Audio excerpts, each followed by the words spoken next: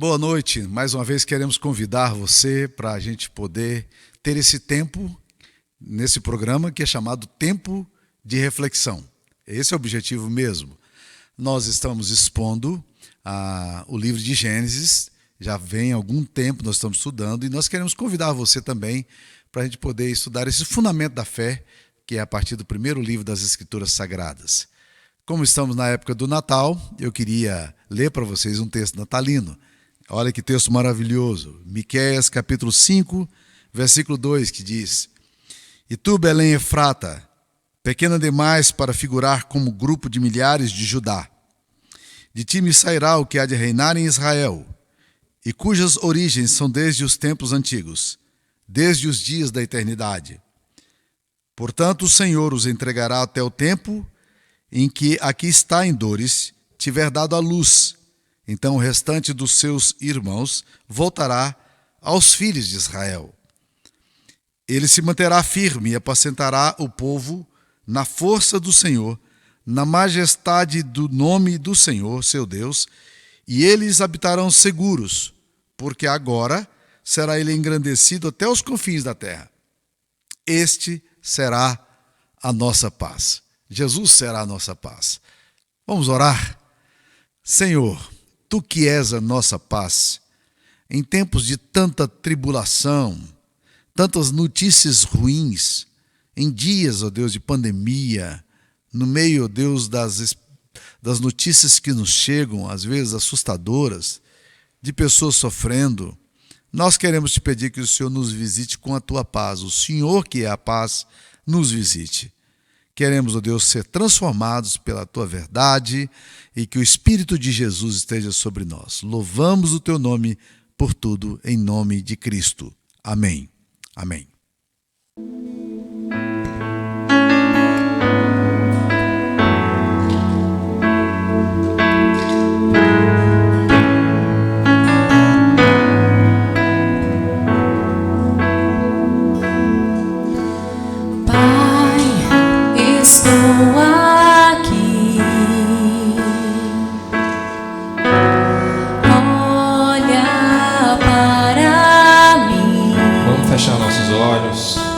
Desesperado por mais de ti. Fazer dessa música a nossa oração. Presença é o meu sustento, a Tua palavra, meu alimento. Preciso ouvir a Tua voz dizendo assim: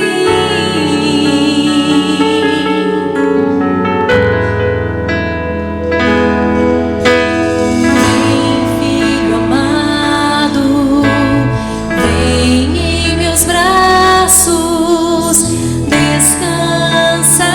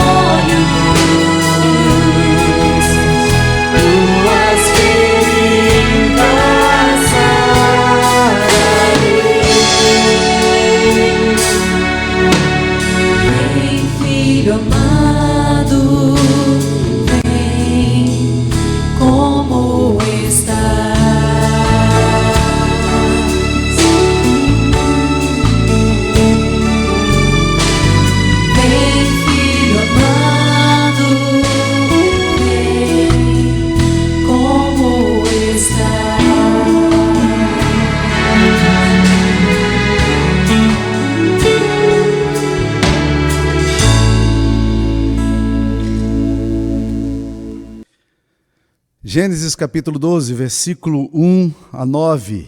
Eu quero falar hoje sobre o segredo da vocação, um tema extremamente importante nas Escrituras Sagradas e para aqueles homens e mulheres que amam a Deus. Veja o que nos diz as Escrituras Sagradas. Ora, disse o Senhor a Abrão: sai da tua terra, da tua parentela e da casa de teu pai e vai para a terra que te mostrarei. De ti farei uma grande nação e te abençoarei e te engrandecerei o nome, sê tu uma bênção. Abençoarei os que te abençoarem e amaldiçoarei os que te amaldiçoarem. Em ti serão benditas todas as famílias da terra. Partiu, pois, Abrão, como lhe ordenara o Senhor, e Ló foi com ele. Tinha Abrão 75 anos quando saiu de Harã. Levou Abrão consigo a Sarai, sua mulher, e a Ló, filho de seu irmão, e todos os bens que haviam adquirido, e as pessoas que lhes acrescentaram em Harã. Partiram para a terra de Canaã, e lá chegaram. Atravessou Abrão a terra de Siquém, até o carvalho de Moré. Nesse tempo os cananeus habitavam essa terra. Apareceu o Senhor a Abrão e lhe disse: darei à tua descendência essa terra. Ali edificou Abrão um altar ao Senhor, que lhe aparecera. Passando dali para o monte ao oriente de Betel, armou a sua tenda, ficando Betel ao ocidente e Ai ao oriente. Ali edificou um altar ao Senhor e invocou o nome do Senhor. Depois seguiu Abrão dali, indo sempre para o sul, para o Negueb. Essa é a palavra de Deus, que nós vamos nesse momento estudá-la. Meus queridos, o que nós temos aqui em Gênesis 12 é o chamado de Deus dando vocação a Abrão. É bom lembrar um pouquinho do que está acontecendo. Abrão morava onde hoje é o Iraque. Ele morava na região da Mesopotâmia. E ele morava perto do rio Eufrates. Ali havia uma pluralidade de deuses tremendas. Muitos deuses se manifestavam e eram reconhecidos e eram adorados, e nichos de altares eram construídos, como todas as civilizações pagãs em normal fazem. Abraão cresceu no meio dessa pluralidade de divindades. Mas um dia, Deus, o Deus das Escrituras Sagradas, se manifesta a Abraão e lhe chama: Abraão, sai da terra do teu pai, sai da tua parentela e vai para a terra que lhe mostrarei.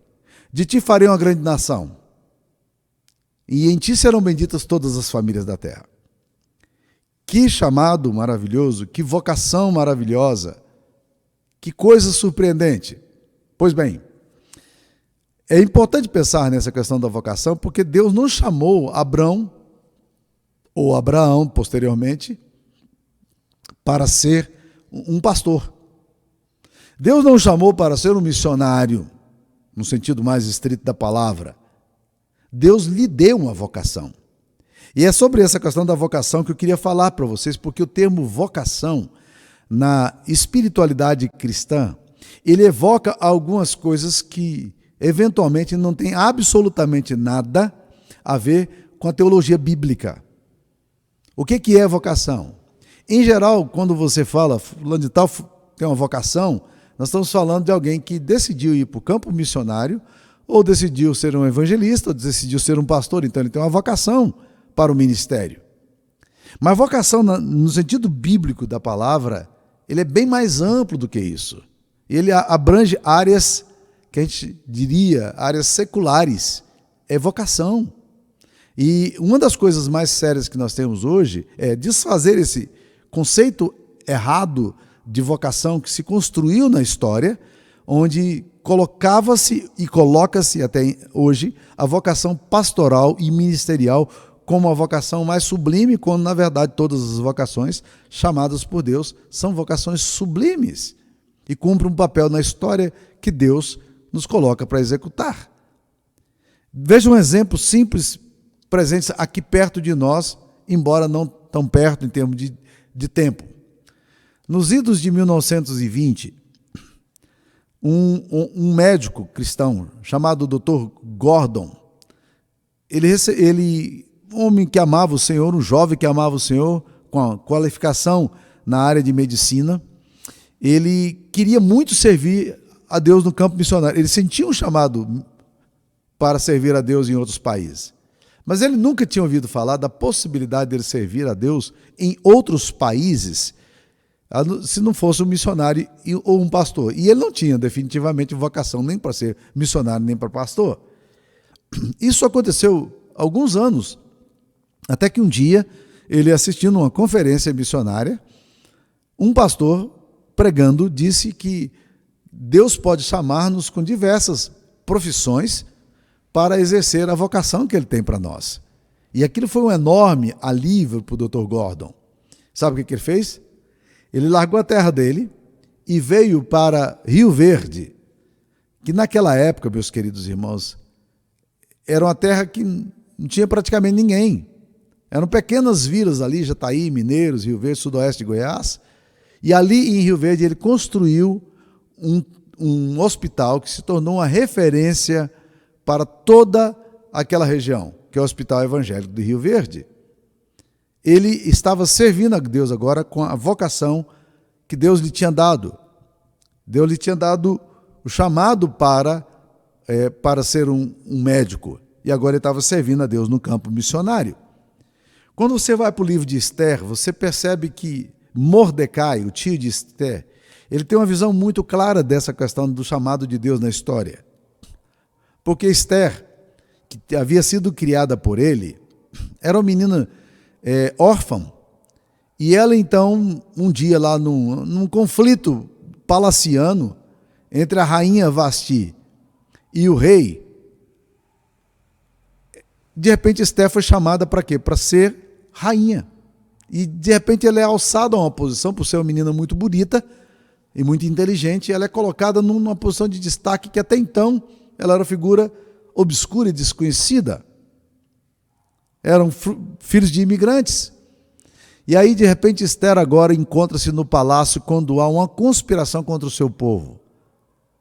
Um homem chamado Amã decidiu conspirar contra os judeus. E Esther, ali no palácio, ela está, de certa forma, protegida, porque a identidade dela é desconhecida. Mas Mordecai, o seu tio, lhe manda um recado dizendo: não penses que pelo fato de você estar no palácio, as coisas, você está protegida. E ele desafia Esther dizendo o seguinte: quem sabe se para tal conjuntura como essa fostes elevada a rainha? O que ele está dizendo é o seguinte: quem sabe se Deus não te deu exatamente essa vocação para, nesse momento da história, você fazer aquilo que Deus te chamou para fazer. E foi o que ela fez. Ela, então, assumiu um levante contra aquela situação, e o livro de Esther é um livro que registra a libertação do povo de Deus, ou seja, gente vocacionada, não para a missão, nem para o pastorado, mas gente vocacionada para quê? Para exercer um papel fundamental divino na história. E isso muda completamente a nossa concepção religiosa de vocação. Deus quer usar o seu currículo. Qual é o seu currículo? A história de Abraão vai nos mostrar exatamente isso. O que nós temos aqui em Gênesis 12 é Deus convocando Abraão para a obra que ele queria fazer. E, por definição, o que Deus chama Abraão para fazer não é um chamado para o sacerdócio, nem para o pastorado, nem para uma missão que iria além da sua imaginação. O próprio Abraão, posteriormente, vai trazer seus dízimos e ofertas a Melquisedeque, que é uma espécie de Cristo, uma figura enigmática que aparece no livro de Gênesis. Ele não era sacerdote, ele traz o dízimo para quem? Para o sacerdote, obedecendo então um princípio bíblico que está sempre presente nas Escrituras Sagradas de levar os dízimos antes da lei e depois da lei, embora alguns queiram defender que o dízimo é uma coisa da lei, né? Abraão trouxe antes da lei. Então, se somos cristãos, meus queridos, a grande bênção é que, na verdade, nós seremos chamados em várias profissões, mas a vocação nossa é uma só, é glorificar a Deus. E essa é a beleza da vocação. É exatamente aqui que a gente precisa parar. Deixa eu considerar alguns pontos para a gente entender a beleza dessa vocação. Primeiro ponto que eu percebo aqui é que o chamado de Deus para Abraão não tem destino definido, mas está claro na mente de Deus. Isso me surpreende porque, no capítulo 12, versículo 1 de Gênesis, a gente lê: Ora, disse o Senhor a Abraão, sai da tua terra, da tua parentela, da casa de teu pai, e vai para a terra que te mostrarei. Que chamado estranho. Porque eu sou pastor, e algumas vezes já fui convidado para ir a outras igrejas, e aceitei convites de outras igrejas para sair, né? Já pastoreei algumas igrejas, mas eu me lembro que quando o convite vinha, eu estava cheio de perguntas. Algumas perguntas eram interessantes, do tipo assim, para onde eu vou, vai ter escola para os meus filhos? Qual é o pacote salarial que vão me dar? Tem casa pastoral? Como é que eu vou viver ali? A minha esposa vai gostar? Quando Deus chama Abraão aqui, Deus diz a Abraão, vai para a terra que eu te mostrarei. Deus não deu as definições, nem as regras, nem disse se essa região seria uma região frutífera, nem disse se seria boa para criar gado. Essa era a profissão de Abraão, ele era lavrador, ou agricultor, ou fazendeiro. Entretanto, Deus lhe chama e diz, vai e eu vou lhe mostrar. Portanto, estava claro na mente de Deus o que ele queria, mas não estava claro na mente de Abraão para onde ele iria. E isso se constitui um enorme desafio para nós, porque a vocação que Deus nos dá está muito claro na mente de Deus. Por que Ele está te dando essa vocação? A profissão que Deus lhe deu está muito claro na mente de Deus. Por que Deus lhe deu essa profissão? Mas será que você já entendeu onde é que Deus quer que você esteja fazendo o quê? E Abraão agora tem uma árdua tarefa de convencer seus amigos e familiares, suas relações de afetividade que ele tinha ali na Mesopotâmia. E aí imagina uma situação, ele sentando ali, comendo pão pita com seus familiares e dizendo, eu preciso ir embora, porque Deus me chamou. Deus está querendo que eu vá para uma terra que Ele vai me mostrar. E a mãe dele olhando para o lado e dizendo, qual dos deuses, meu filho? Porque tem 300 deuses aqui. Qual deles é o que está te chamando? E o pai, mais calculista e mais financista, olha para o filho e fala, filhão, será que esse negócio vai ser financeiramente bom para você? Você já está tão bem aqui, cara, por que você tem que mudar de área? Fica por aqui. Então, várias questões poderiam ter surgido. Entretanto, o chamado de Deus para Abraão está claro só numa mente, na mente do próprio Deus. Não está claro para Abraão. Entretanto, ele diz, eu não sei para onde Deus está me levando, mas eu sei que eu estou indo.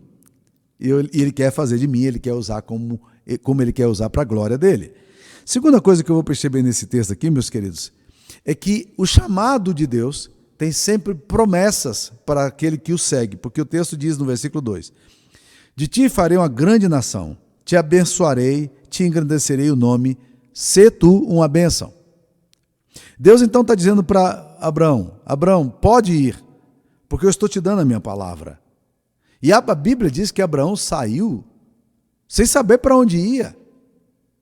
Mas ele sai certo de que para onde ele fosse, Deus haveria de abençoá-lo. E isso, meus queridos irmãos, não significa uma vida sem lutas. Porque quando ele chega na terra do Neguev, que já é o sul de Israel, ali, indo já para o caminho do mar que vai para o Egito, diz a Bíblia no capítulo 12, versículo 10 de Gênesis: havia fome naquela terra. Desceu, pois, Abrão ao Egito para aí ficar, porquanto era grande a fome na terra. Ele mal tinha acabado de se instalar na terra que Deus havia lhe mostrado, e agora as circunstâncias da história. E não há uma palavra específica de Deus aqui, simplesmente a situação contingencia a vida dele e ele precisa sair daquele lugar ali agora e ir para o Egito, porque a situação era de muita fome onde ele estava. Provavelmente uma grande seca gerou tudo isso. E para salvar seu rebanho ele precisava sair. Entretanto, Deus está dizendo para ele: eu vou te fazer de ti uma grande nação. Eu vou te abençoar, Abraão. Eu vou te engrandecer. É a primeira experiência que Abraão tem na terra que Deus promete, Deus quer que ele vá, é experimentar uma seca, um período de grande fome. Então o chamado de Deus tem promessas para quem o segue, mas não nos livra das lutas para onde nós estamos indo. Terceira coisa que nós vamos perceber na beleza dessa vocação aqui, é que o chamado de Deus não tinha o objetivo apenas de abençoar Abraão, mas tinha o objetivo também de abençoar as pessoas com as quais Abraão conviveria. Porque o texto diz assim: de ti farei uma grande nação, te abençoarei, te engrandecerei em nome, sê tu uma bênção. Deus está chamando Abraão para ser uma bênção para todas as famílias da terra, como nós sabemos que é. De Abraão vem o Cristo, o Redentor. E quanta descoberta, quanta ciência, quanta pesquisa, quantos homens na ciência vieram através da geração de Abraão. Certamente nós somos abençoados, e muito, pelo povo de Israel. Deus chamou Abraão para abençoar não apenas a vida dele, mas abençoar os outros que estariam caminhando ao lado de Abraão e experimentariam exatamente essa graça. Então eu queria dizer para vocês que Deus quer abençoar a sua vida quando Ele te chama, mas Deus quer também abençoar os outros através da sua vida quando Ele te chama. Uma das coisas que eu tenho dito para pastores, para jovens pastores, quando eles recebem um determinado convite para ir para um determinado lugar e eles entendem que aquilo ali é um chamado de Deus para a vida deles e às vezes o campo é difícil, eu sempre digo para eles o seguinte: não se preocupem, não se preocupem. Deus está muito mais interessado na saúde e na integridade da sua família do que você mesmo, porque Deus ama você, mas Deus quer abençoar você. Então vá para ser bênção.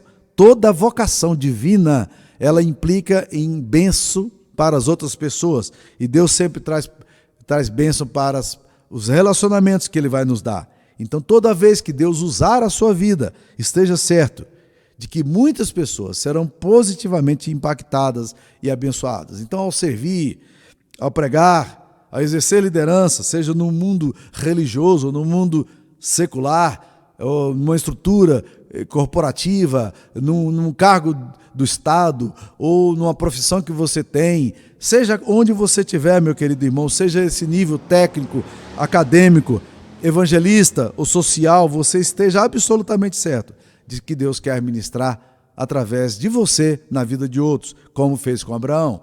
A vocação contém esse elemento belo, essa coisa maravilhosa de ser bênção para os outros. Quarta coisa que esse texto vai nos ensinar sobre a vocação. Olha aqui, no versículo 4 vai dizer uma coisa interessante. Partiu, pois, Abraão, como lhe ordenara o Senhor, e Ló foi com ele. Tinha Abraão 75 anos quando saiu de Harã. 75 anos. E aqui nós vamos para a quarta lição que esse texto nos ensina. É que não existe limite de idade para a vocação. Se você colocar o seu currículo à disposição de Deus, se você quiser se inscrever hoje, saiba que as vagas estão abertas independentemente da idade que você tem. E essa palavra é muito importante para nós, porque Abrão não era jovem, ele não era um moço no pleno estado da saúde dele. Para Deus não existe vocação tardia, toda vocação vem no tempo certo. O convite à obediência e à vocação deve ser atendido quando Deus chamar. Quando Deus disser, use o que você tem para abençoar as famílias da terra. Use o que você tem para me servir, sirva. Por que isso é tão prático e tão relevante para nós hoje? Nós estamos vivendo numa geração que tem uma perspectiva de vida prolongada. Cada vez mais estamos vivendo mais. Apesar do sedentarismo, apesar da comida fast food, né? A pesquisa na área de tratamento de infecções, ela melhorou demais. E essa questão da prevenção de saúde. E o que está acontecendo? Nós estamos tendo pessoas que estão se aposentando com muita saúde, com muita competência, com muita inteligência e com recursos financeiros. O problema é que muitos homens e mulheres de Deus estão chegando nessa idade e estão perdendo a capacidade de se entenderem vocacionados para o seu tempo. É óbvio que os limites, a própria idade vai impor determinados limites, mas meu querido irmão, de onde você está, da sua condição financeira, na sua condição de saúde e com a sua idade, independentemente disso, entenda que Deus quer usar você. Talvez você não vai ser mais líder, vai ser equipante mais de acampamento. Com 65 anos é meio complicado fazer isso. Mas Deus pode te usar em muitos outros ministérios. Então esteja atento para isso. Há um tempo atrás, eu estava conversando com meu amigo Gerson Pacheco, que é o diretor executivo do Child Fund aqui no Brasil. Ele estava me falando, Samuel, nós precisamos criar um ministério no Brasil, e ele já tem até nome para isso. E ele queria que eu e Sara nos envolvêssemos com esse ministério, e nós dissemos, nós estamos livres aí, disponíveis para esse ministério. O nome do ministério é Seniors in Action. Bonito nome, né? Seniors in Action. São pessoas maduras em ação. Ele disse o seguinte, existem muitos executivos, aposentados com bons salários, pessoas com a profissão clara, mas que estão buscando sentido, propósito naquilo que vão fazer e naquilo que estão fazendo. Então, meus queridos, olha o que acontece aqui com Abraão. Abraão era um homem rico, era um homem idoso, e Deus disse, Abraão, junta as malas aí, vamos lá, porque você vai agora começar um projeto que eu tenho para você. Louvado seja o nome do Senhor. Deus tem um senso irônico maravilhoso, ele faz as coisas de forma tremenda. Mas eu queria caminhar mais um ponto aqui que eu julgo ser muito importante nesse texto também. Olha o capítulo 12, versículo 7. Apareceu o Senhor a Abraão e lhe disse, darei a tua descendência essa terra. Curiosamente, logo depois dessa promessa, Deus manda Abraão tem que sair da terra para ir para o Egito, para depois, mais tarde, voltar. Ali edificou Abraão um altar ao Senhor que lhe aparecera. Ali naquele lugar, o que Abraão faz? Ele edifica um altar para o Senhor que lhe aparecera. O que isso nos leva a pensar, meus queridos irmãos? É que você deve sempre lembrar que onde você estiver, seu papel ali é glorificar a Deus, fazendo o que você faz, mas glorificar a Deus pelo que Deus faz, pelo que Ele é. É uma caminhada na qual tudo o que você tem e tudo aquilo que você é deve se transformar numa experiência de adoração. Abraão faz o que ali? Ele edifica um altar ao Senhor que lhe aparecera. Eu preciso glorificar a Deus. Essa era a forma cultica. Eles faziam um altar. Eu vejo pessoas que cada vez mais têm tido dificuldade para se sacrificar para os cultos que eles precisam dar a Deus. São pessoas que vão se acomodando na sua casa, São pessoas que perdem a capacidade de poder servir a Deus com seus bens. Um sacrifício, meus queridos irmãos, é sempre sacrifício. Um sacrifício sempre custa. Aliás, sacrifício que não custa nada não vale nada, culto que não custa nada não vale nada, espiritualidade que não custa nada não vale nada, fé que não custa nada não vale nada. Então, se você tem esse tipo de espiritualidade em que não há sacrifício, sacrifício de louvor, de culto, de bens, você questione o seu modelo de adoração. E não para por aqui. Olha aí. No versículo 7 diz aí que Abraão edificou um altar ao Senhor que lhe aparecera. Mas aí ele sai dali e vai para o oriente de Betel, arma sua tenda, fica em Betel ao ocidente, e aí, ao oriente, onde ele edificou um altar ao Senhor e invocou o nome do Senhor. Ele mudou outro altar. Onde ele vai construindo altares. Por quê? Porque vocação, serviço sem altares, é alguma coisa vazia. Tem muita gente fazendo para Deus. Mas será que, ao fazermos para Deus, nós fazemos acompanhando com altares? Nós construímos para Deus locais de adoração, não no sentido físico necessariamente, mas nós realmente levantamos altares por onde nós vamos? Abraão faz isso aí, e uma característica linda também do filho dele, que aprende isso, Isaac, que Isaac é um homem que não apenas constrói poços, que abençoa muitas as pessoas da região, no deserto, para tirar água, que é um benefício social e público, mas ele também é um homem que aprendeu com o pai a construir altares para onde vai. Os nossos filhos vão aprendendo a construir altares conosco. Os nossos filhos vão aprendendo que nós somos parte de uma mesma comunidade, servimos o mesmo Deus. Como igreja nós temos propósitos comuns. Existem muitas pessoas hoje que estão vivendo nessa vibe de desigrejado, mas deixa eu dizer uma coisa para você. O desigrejado não vai deixar legado para os seus filhos, porque os seus filhos não terão identificação na história com o povo de Deus. Você ainda tem um certo vínculo pela sua formação e pelo seu discipulado, mas os seus filhos e netos se perderão na história. Por que é que o povo judeu até hoje tem uma identidade? Os historiadores afirmam que por duas razões. Primeiro, o povo judeu tem uma relação muito profunda com a Torá, com os nabiins, com os livros do Antigo Testamento. Eles identificam isso aqui como revelação de Deus. Então nós precisamos também ser um povo voltado para a Bíblia. A Bíblia dá identidade aos nossos filhos e naquilo que cremos. A segunda coisa que transforma um povo judeu num povo de identidade é o fato de que esse povo se vê como um povo de Deus na história. E nós precisamos estar identificados com o povo. A Bíblia diz que em 1 Coríntios 12, 13, Deus nos batizou em um corpo. Cristianismo isolado não funciona. Eu li essa semana um texto belíssimo do Ricardo Barbosa, quando ele fala do credo apostólico. E nesse credo apostólico, ele diz, eu creio na igreja. Eu creio na igreja. Você não diz isso no credo apostólico? Creio em Deus Pai Todo-Poderoso, Criador dos céus e da terra. Creio na igreja. Você crê na igreja? Abraão é um homem que constrói altares.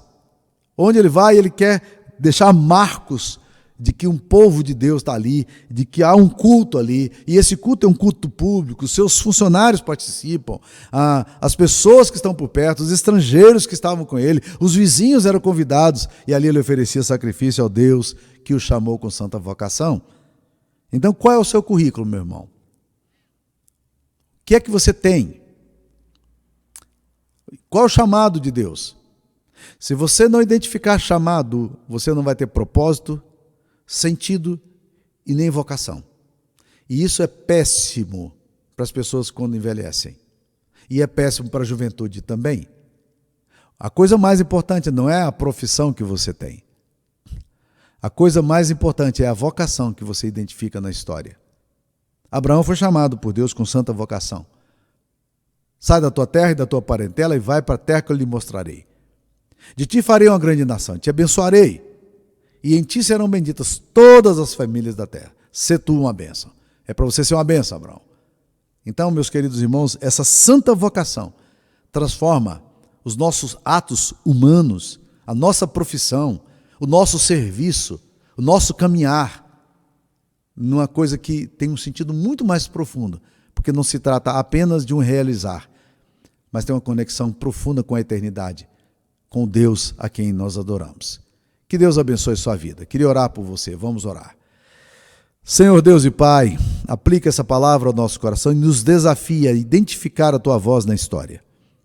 Tem misericórdia de nós, ó Deus, e nos abençoe, em nome de Jesus. Abençoe as pessoas que estão ouvindo essa palavra, que elas também sejam transformadas por ela, e que essa palavra possa despertar vocações, e possa despertar pessoas do comodismo, tirando-as para a obra a que o Senhor quer mostrar para elas. Em nome de Jesus nós oramos. Amém. Que Deus abençoe você, a sua família e a sua história. Fique com o Senhor.